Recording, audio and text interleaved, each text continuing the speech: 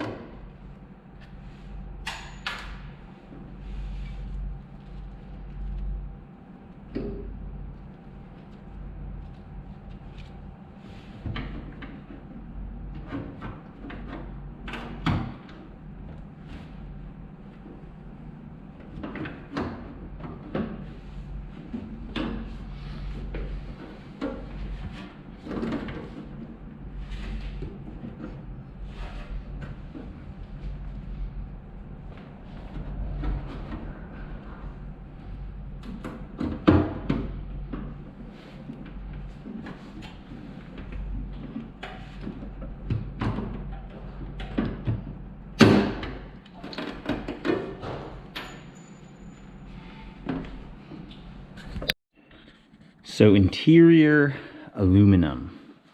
That's pretty much what the day was.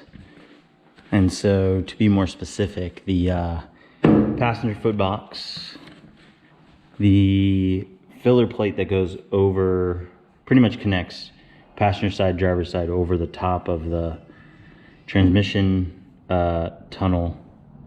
And then it's like right below the dash. That's this piece here, which is kind of like a, kind of U-shaped, I guess. The passenger floorboard, and then the below, they call it the under door area, which is this X. It'd be like the door bars on a race car roll cage. Essentially, that's what the this panel is connecting. And so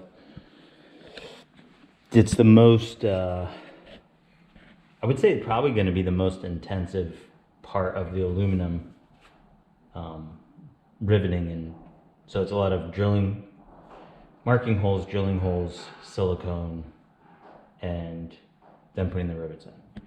Some of it's a little tricky because you have to kind of figure out where it's going to mount first, and then figure out where to put the silicone. And sometimes you have to leave spaces blank because other panels go behind it or in front of it. Like I messed up in, you're supposed to leave these 3 rivets out here, but I put them in. They're not hard to get out. You just use the same drill bit you're using to put the rivet hole, just drill the rivet out with it. Then I have to, once all this silicone, the stuff that the extra that has run out, some of it, you know, if you wait till it dries, and then it's pretty easy to take off, especially if you've cleaned the material before. And then I do want to find some way to like finish this aluminum. Some quick way to just kind of run over it with like a Scotch-Brite pad or something, because it gets marks on it. Whoever handled it at the factory must not have been wearing gloves, because there's their fingerprints all over it. I've tried to use gloves the whole time I've been handling it, but there's still probably some of my fingerprints on it, I would guess, as well. And the reason why I didn't, if it had came in bare aluminum with no fingerprints on it, I would have taken extra precaution to make sure that I handled it with gloves to not get my fingerprints on it. But that was not the case. So it came with fingerprints on it, and so I just decided to leave it because I'm going to try to finish it. It will be kind of difficult to do that, but I might figure out some way. Maybe, I don't know, steel wool or something just to go over it. They make different kinds of Scotch-Brite pads. They make different grades, like a finishing pad maybe. I don't know. We'll see. I haven't figured it out yet. Before I've done that with aluminum. I finished aluminum and gotten it brushed almost. But I don't know. Maybe they say some suggestion in the book. I don't know. Maybe there's a suggestion online. I just haven't found it yet.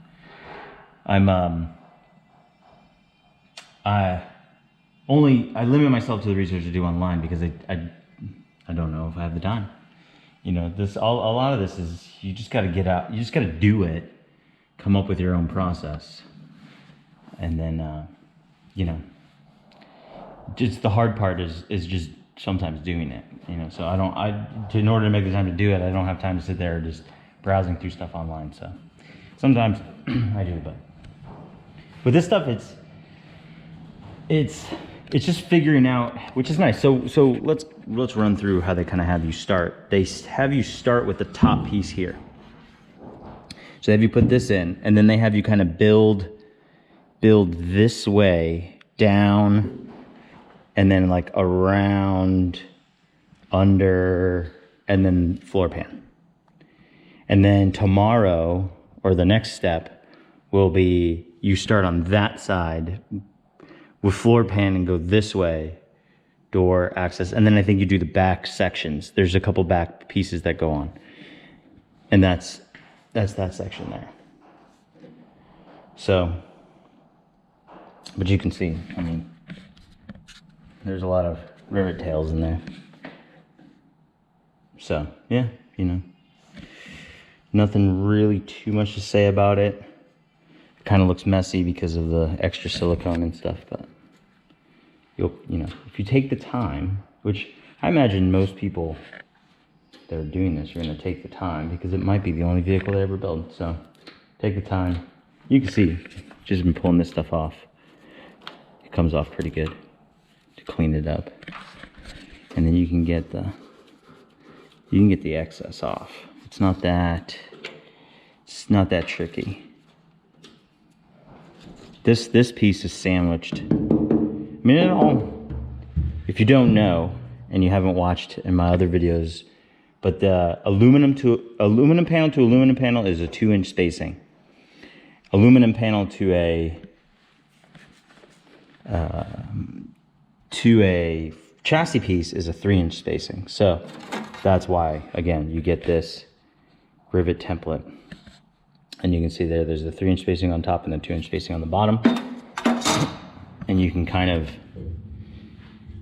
you know, maneuver it around to figure out and find which way is going to work best for you. You got to kind of do some finagling. Yeah, that's it. That's it for the passenger aluminum sections.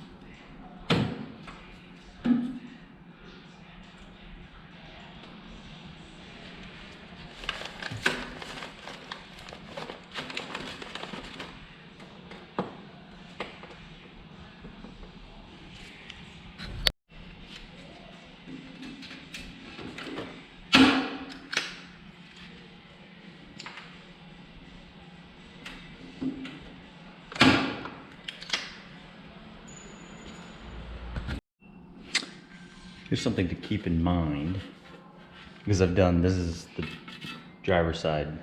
I don't know if you can see it over there, but this piece on the other side I did yesterday. And what I learned with it was, which this might be common sense to you, I don't know.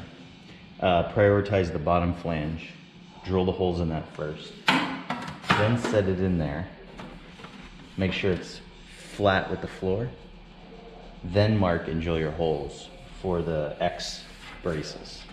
Because if you don't, you might have a slight gap, because if it didn't sit flush, it might pull it up, or you won't drill the holes and mark the holes flush with this bottom flange flush to the floor. So prioritize this flange first, then let it sit down flush, then mark and drill your holes for the X brace.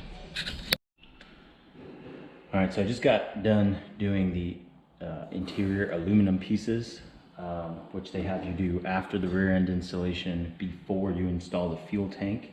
Let me show you here. So you pretty much start over on the passenger side on the footbox there, and then you work your way down around. You save this, then you come over here, you do under the pedals, floor here. Pretty much the spaces you leave open are the spaces you need to get to install the engine and transmission. I've got this panel in here now. I got it all drilled for the top piece, but I'm going to leave that so I can still access the pedals.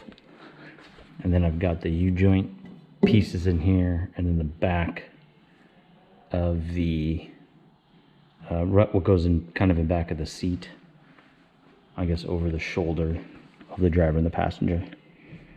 And that's it there. So I did have to remove and reinstall that panel over there. So just a hint to get the silicone off. Heat gun and white vinegar. So heat gun to kind of loosen it, scrape it, and the white vinegar will clean the rest of it off. A lot of rivets, a lot of drilling, but so now next step will be fuel tank and fuel system. So if you look in the manual here, this is all the aluminum there, and then you move to fuel system, fuel tank after cockpit rear corners, which is what the last these pieces are here. That's the last of the cockpit rear corners, and then into the fuel tank installation. So you got page 197 pretty much out of, I don't know, but a lot. So that's it for now for aluminum. There's still some other little stuff that needs to be done aluminum wise, but this is a pretty good amount of it. I don't have a lot of the big panels left anymore like I did that I have sitting over there, so it's whittling down. There's a lot of small panels left though, so.